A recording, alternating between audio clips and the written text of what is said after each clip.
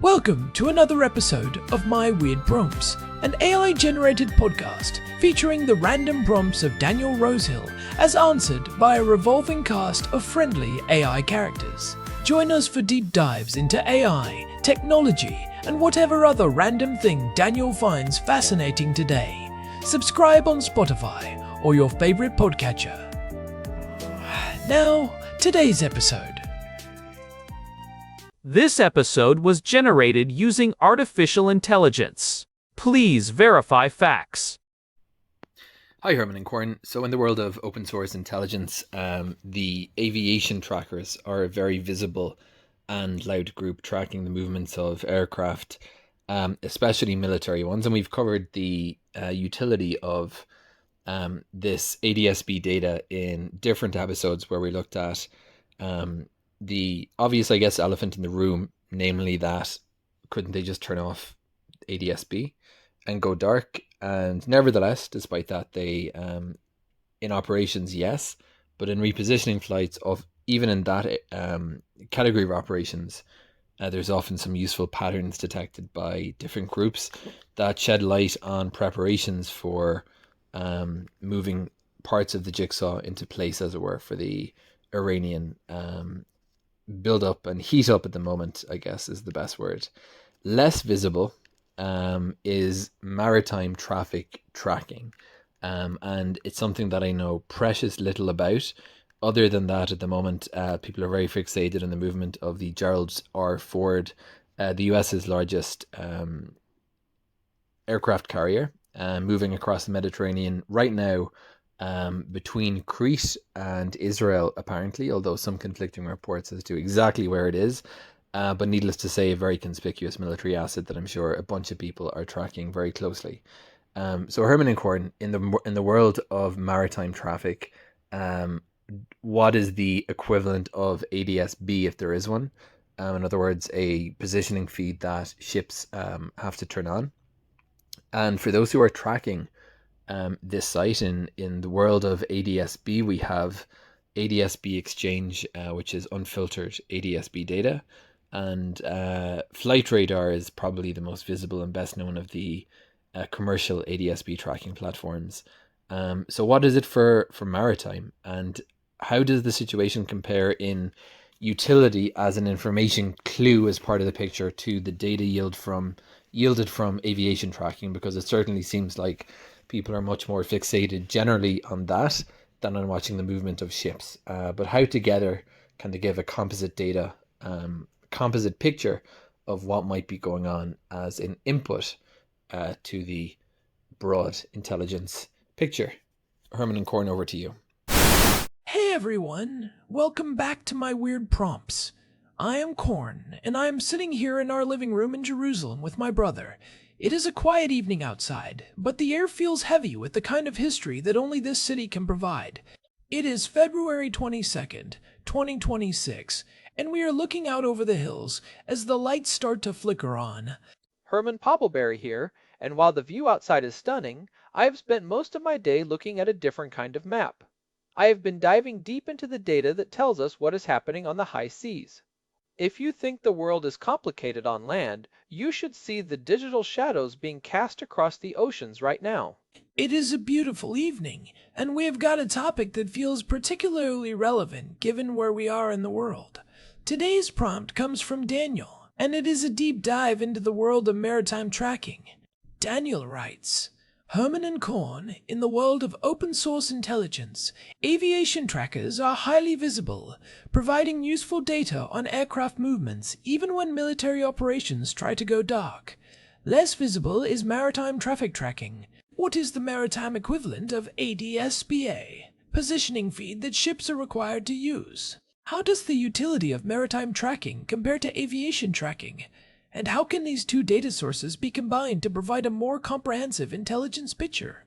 That is a fantastic prompt, Daniel. It hits on something I've been obsessed with lately. While everyone loves tracking planes, and we've certainly spent our fair share of time looking at flight radar, 24 the ocean is where the real mystery often lies. If aviation tracking is like watching a fast-paced, high-stakes thriller where everything happens in real time, maritime tracking is more like a slow burn noir. Everything moves slower, The stakes are massive, the vessels are the size of skyscrapers, and the ways people try to hide are much more creative and, frankly, much more technically interesting. Right. And Daniel mentioned the Gerald R. Ford aircraft carrier, specifically in his expanded notes. It has been a constant topic of conversation here in the Eastern Mediterranean for the last couple of years. Even now, in early 2026, with the regional tensions still simmering, people are constantly trying to figure out exactly where it is. Is it near Crete? Is it sitting just off the coast of Israel? Is it transiting back toward the Atlantic? It highlights this fascinating tension between military secrecy and the public's ability to track these massive assets using nothing but a laptop and some clever algorithms. Exactly. And to answer Daniel's first question directly, the maritime equivalent of ADS-B is called AIS, which stands for the Automatic Identification System. Just like ADS-B for planes, AIS was originally designed as a safety tool, not a surveillance tool. It was born out of the need to prevent collisions at sea. If you are a captain of a massive container ship in a thick fog in the English Channel, you want to know exactly where every other ship is, how fast they are going, and what their heading is. AIS allows ships to automatically broadcast that data to other ships and coastal stations. So it is basically a don't hit me beacon? Precisely. Before AIS, you were relying mostly on radar and radio communication, but radar has limitations. It can be affected by heavy weather, it can be blocked by large obstacles, and it doesn't tell you the identity of the ship, just that there is a hunk of metal over there. AIS provides a much clearer picture. It uses VHF, or very high frequency radio waves, to transmit data packets. These packets are sent using a system called Self-Organized Time Division Multiple Access. That is a mouthful, but it basically means the ships talk to each other to decide who broadcasts when, so they don't all talk over each other on the same frequency.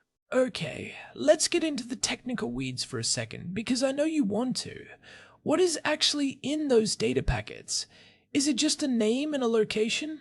It is actually quite a bit of information. There are three main types of data.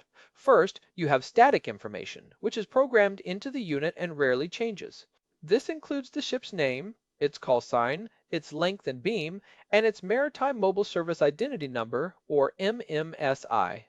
The MMSI is like a digital fingerprint for the ship. Then you have dynamic information, which is updated automatically by the ship's sensors. This is the GPS position, the speed over ground, the course over ground, and the rate of turn. Finally, you have voyage-related information, which the crew enters manually. This includes the ship's draft, how deep it is sitting in the water, its destination, and its estimated time of arrival. So, if the technology is so similar to what planes use, why does it feel like maritime tracking is less visible to the average person? When a high-profile plane takes off, you see screenshots from ADS-B exchange all over social media within minutes. You don't see that as much with ships unless there is a massive crisis, like when the Ever Given got stuck in the Suez Canal back in 2021. That is a really astute observation, Korn. I think there are a few reasons for that. First, there is the simple factor of speed. A plane crosses a continent in a few hours. A ship crosses an ocean in 2 or 3 weeks. The drama of a ship's movement is stretched out over a much longer period, so it doesn't trigger that same breaking news reflex in our brains. But more importantly, the technical infrastructure for maritime tracking is actually a lot more challenging than it is for aviation. How so? I would think tracking something on a flat ocean would be easier than tracking something in three-dimensional airspace where altitude and terrain come into play. You would think so, but remember those VHF radio waves I mentioned? They are line of sight. On land, you can set up a cheap ADS-B receiver in your backyard and track planes for 200 or even 300 miles because they are 30,000 feet in the air. There is nothing between your antenna and the plane. But ships are at sea level. Because of the curvature of the Earth, a coastal AIS station can usually only see ships out to about 20 or perhaps 40 nautical miles. If the antenna is really high up on a cliff, maybe you get 60 miles. But that's it. So once a ship hits the high seas and moves away from the coast, it essentially disappears from the coastal receivers. Exactly. For a long time, the middle of the ocean was a total black hole for AIS tracking. To solve this, we had to start putting AIS receivers on satellites. This is called SAIS, or Satellite AIS. But this introduces a whole new set of problems. Satellites are hundreds of miles up, and they are trying to pick up relatively weak radio signals from thousands of ships all at once. Imagine being in a giant stadium where everyone is whispering, and you are trying to hear one specific person from the top row of the bleachers. It creates a massive signal processing challenge. The data is often delayed. It can be expensive to access, and it is not as real-time as the aviation data we are used to. Companies like Spire and Orbcomm have made huge strides here, but it's still a much noisier environment than aviation. That makes sense. It is a technical hurdle that the average hobbyist can't easily overcome without paying for a premium subscription. But let's talk about the going dark aspect that Daniel mentioned. We know that military planes often turn off their ADS-B transponders when they are on a mission or entering sensitive airspace. Is it the same for ships? Does a carrier like the Gerald R just flip a switch and vanish from the map? It can, but the legal and strategic framework is different. Under International Maritime Organization regulations, specifically the SOL-AS Convention, which stands for Safety of Life at Sea, most large ships are required to keep their AIS on at all times. This includes all ships of 300 gross tonnage or more on international voyages, and all passenger ships regardless of size. However, there is a master's discretion clause. If a captain believes that keeping the AIS on poses an immediate safety or security risk to the ship, like in pirate-infested waters or a conflict zone, they can turn it off. And I imagine a $13 billion aircraft carrier in a conflict zone like the Eastern Mediterranean definitely qualifies as a security risk. You would think so, but here's the catch. Sometimes a military ship wants to be seen. It is called strategic signaling. By leaving their AIS on, they are essentially saying, "We are here, we are powerful, and we are watching." It is a way of projecting presence and deterrence without firing a shot. The Gerald R. Ford might leave its AIS on while it is transiting the Mediterranean just to remind everyone of its location and its capabilities. It is a digital show of force. But the moment they want to conduct a sensitive operation, or if they feel they are being targeted, that switch goes off instantly. So, when they go dark, how do the OSINT people, the open source intelligence community, keep track of them? If the AIS is off, are they just gone into the void? Not at all.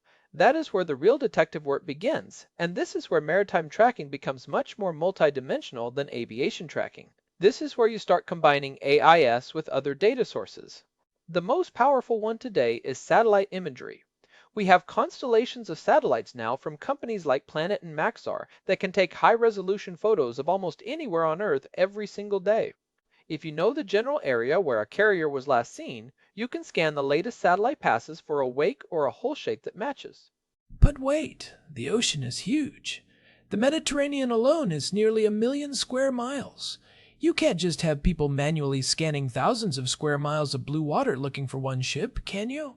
Well, you can't do it manually, but you can use SAR, which stands for Synthetic Aperture Radar. SAR satellites are the absolute game changer in maritime OSINT. Unlike optical satellites, SAR satellites don't need the sun. They can see through clouds, they can see through smoke, and they work perfectly at night.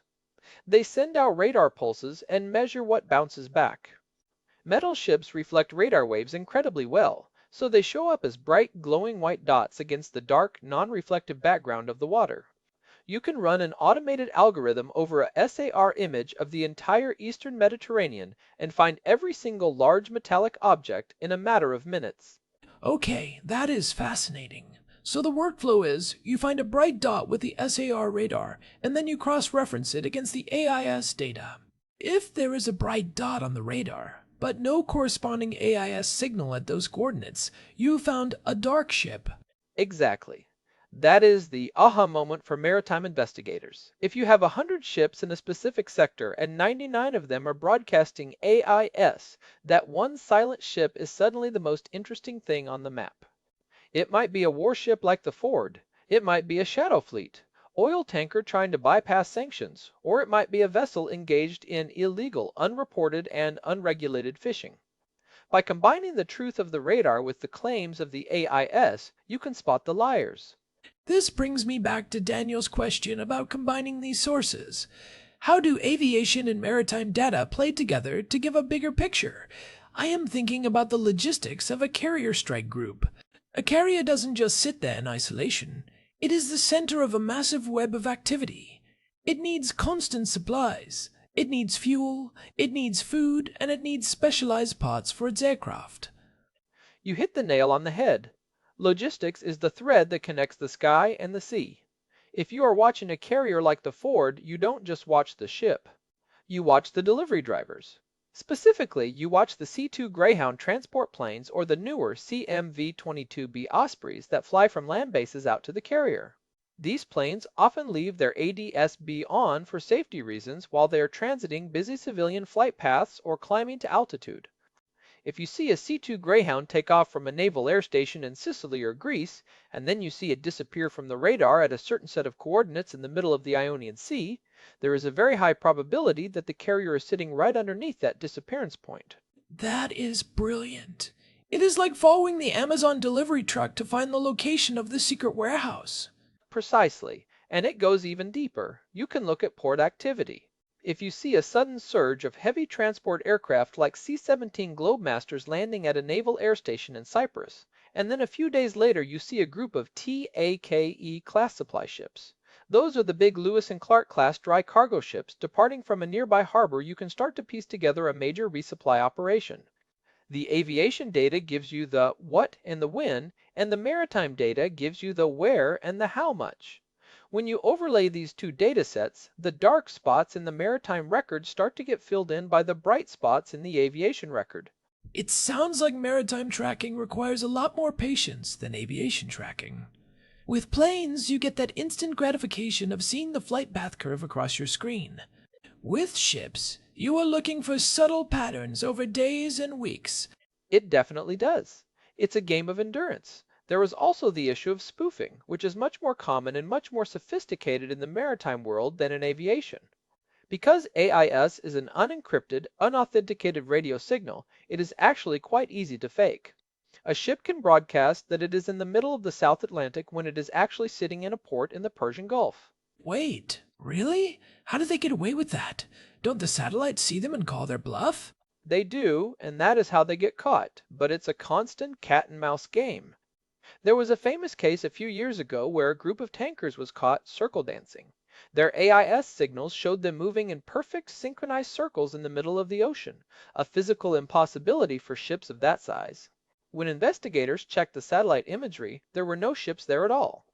They were using a sophisticated GPS spoofing device to broadcast fake coordinates to the AIS system to hide the fact that they were actually at a terminal loading oil in a sanctioned country. That is wild. It is like a digital smokescreen. It makes me realize that AIS data on its own isn't just less visible, it is also potentially less reliable if you don't have other ways to verify it. Exactly. In the OSINT world, we have a saying, one source is no source. You always need to triangulate. If a ship's AIS says it is in the Atlantic, but ASAR satellite shows a ship-shaped object in the Persian Gulf, and a social media post from a sailor shows a specific sunset that only happens in the tropics, well, you start to see the truth. We are even seeing GNSS interference. That's Global Navigation Satellite System interference right here in the Eastern Mediterranean. Ships and planes are both reporting that their GPS is showing them at the Beirut airport when they are actually miles away at sea. This electronic warfare environment makes tracking even more of a puzzle. I love that. It turns the whole world into a giant high-stakes puzzle. Let's talk about the platforms people can use to see this for themselves. Daniel mentioned ADS-B Exchange and Flight Radar, 24 for planes. What are the equivalents for ships? Where can a beginner go to start looking at this? The big ones are Marine Traffic and Vessel Finder. They are very user-friendly and have great maps. They rely on a global network of land-based receivers, many of which are hosted by volunteers, just like the aviation trackers. If you live near a coast, you can actually buy a cheap AIS receiver for about $100, plug it into your internet, and feed data to these sites. In exchange, they usually give you a free premium subscription. Are there unfiltered versions like ADS-B Exchange? I know one of the reasons people love ADS-B Exchange is that they don't filter out military or private jets that has to be hidden from the commercial sites. That is a bit tougher in the maritime world. Most of the big commercial sites do some level of filtering for security reasons, or they have premium tiers where the really interesting data, like the satellite AIS, is hidden behind a very expensive paywall. We're talking thousands of dollars a year. However, there are projects like Global Fishing Watch that are trying to bring more transparency to the oceans. They use machine learning to analyze AIS patterns and identify suspicious behavior, and they make a lot of that data available for free to researchers and the public. There is also SkyFi, which allows you to order a satellite photo of a specific coordinate for a relatively low price, which is a huge step forward for amateur investigators. It feels like the democratization of maritime intelligence is a few years behind aviation, but it is catching up fast. It is. And as the cost of launching small satellites, CubeSats, continues to drop, we are going to see more and more eyes in the sky that can verify what is happening on the water. We are moving toward a world where it will be almost impossible for a large ship to truly go dark for any significant amount of time. The sheer volume of data being generated by SAR, optical imagery, and radio frequency monitoring is becoming overwhelming for those who want to hide. That has huge implications for everything from global trade to naval warfare. If you can't hide, you have to change your entire strategy. Absolutely. It changes the nature of deterrence. If everyone knows exactly where your aircraft carrier is at all times, the surprise element of your power is diminished, but at the same time, it can also prevent misunderstandings. If everyone can see that a ship is just a civilian freighter and not a disguised warship, it might prevent an accidental escalation in a tense area like the Red Sea or the South China Sea. That is a very Herman way of looking at it, finding the silver lining in the end of privacy. You always look for the stabilizing factor in the data. Guilty as charged. I just find the transparency fascinating. Think about the dark fleets or shadow fleets that move oil around the world to bypass sanctions. These are often older ships with questionable insurance and registrations that turn off their AIS to hide their movements. They are a massive environmental risk because if they have a collision or a spill, nobody knows who is responsible. If we can use these combined data sources to track them, we can hold the owners accountable before a disaster happens. We can see them ship to ship transferring oil in the middle of the night using SAR imagery. That is a great point. It is not just about military intelligence, it is about environmental and economic security. I am curious, Herman, if you were a beginner who wanted to start tracking the maritime side of things today, what would be your first move? I would start by picking a specific choke point. Places like the Strait of Gibraltar, the English Channel, the Suez Canal, or the Bosphorus. These are areas where ships are forced to congregate and move in predictable lanes. Open up Marine Traffic or Vessel Finder and just watch the flow for a few days. You will start to notice the different types of ships. The massive container vessels that are 400 meters long, the tankers, the tugboats. Then try to find a ship that looks out of place. Maybe it is a ship with no destination listed, or one that has a weird name, or one that is loitering in a strange area. And once you find a weird ship, what then? What is the next step in the investigation? Then you start digging. Look up its IMO number. That is a 7-digit unique identifier that stays with the ship for its entire life, from the day it is launched to the day it is scrapped, even if it changes its name or its flag 10 times. You can find out who the beneficial owner is, what its history is, and where it has been. Then check social media. Sailors are human, and they love to post photos on Instagram, TikTok, or Facebook. Sometimes you can find a photo of a specific ship taken by a crew member just a few hours ago that confirms its location, or shows exactly what it is carrying on deck. It is like being a digital private investigator, but your office is the entire world's oceans. Exactly. And if you really want to get serious, you start looking at the weather. Ships are at the mercy of the sea in a way that planes usually aren't. If you see a ship's speed drop suddenly from 20 knots to 5 knots, check the wave height and wind speed in that area using a site like windy.com. It adds another layer of reality to the data on your screen. You realize these aren't just dots on a map, they are real people in a very challenging, often dangerous environment. That is a good reminder. It is easy to get caught up in the intelligence aspect and the technical data and forget the human element.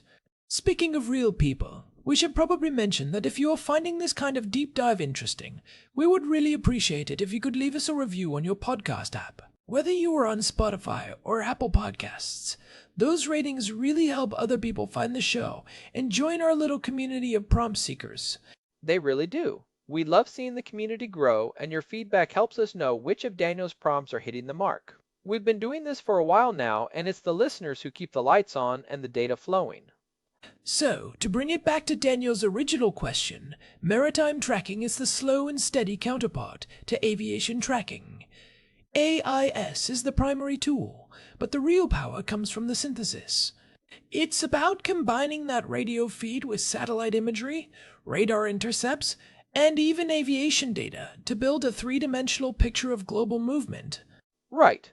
And as we see more high-value assets like the Gerald R moving through our waters here in the Mediterranean, the ability to piece together that comprehensive intelligence picture becomes more than just a hobby for nerds like me.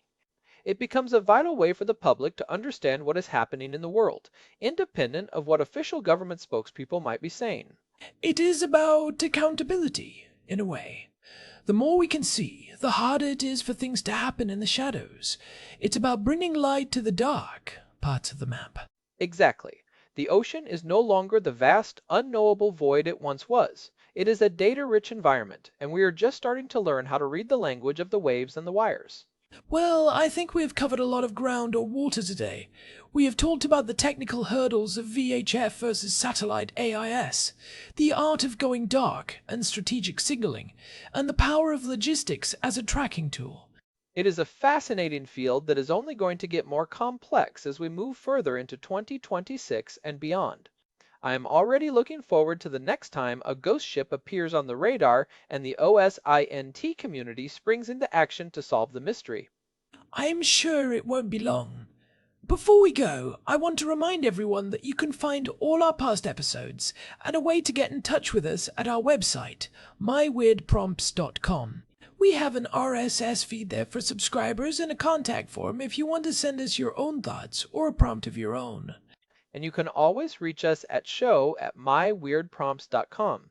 We love hearing from you, even if it is just to tell me I am being too nerdy about radio frequencies or the Doppler effect in SAR imagery. Which happens more often than you would think, Herman. But that's why people tune in. Hey, someone has to care about the megahertz. If we don't care about the frequencies, who will? Fair enough. Well, this has been My Weird Prompts. Thanks for listening, and we will catch you in the next one. Goodbye, everyone. Stay curious and keep digging into the data. And keep an eye on those horizons. Goodbye. This episode was generated using Gemini Flash 3. Text-to-speech engine was Chatterbox. Thanks for listening to another episode of My Weird Prompts, an AI-generated podcast featuring Daniel Rosehill's AI prompts, as answered by a revolving cast of friendly AI characters including me, Cornelius the Sloth. Subscribe on Spotify or visit myweirdprompts.com.